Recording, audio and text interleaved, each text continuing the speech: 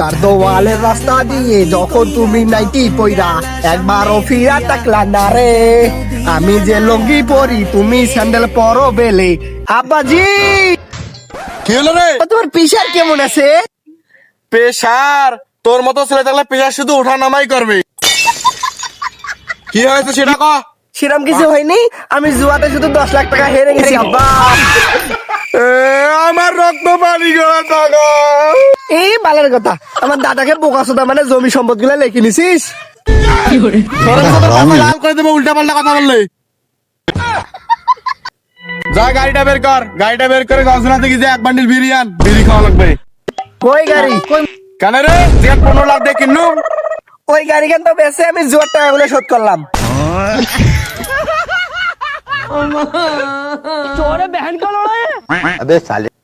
তুই যে শুরু করছিস, তুই দেখতে দেখতে তো আমাকেও বেঁচে দিবি।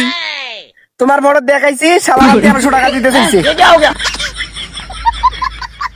আমি বলছি যতই আমার আবার গরুর মতো মুখ হোক না কেন, এত কম রেটে আমি বেচবো না।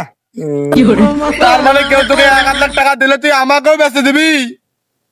মিথ্যা কথা বলবো না আব্বা, আর 500 টাকা বাড়াই দিতে হয়েছে, আমি রাজি হয়ে গেছি।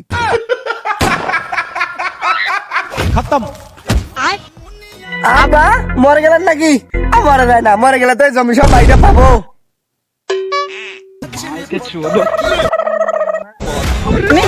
ও, মরনি?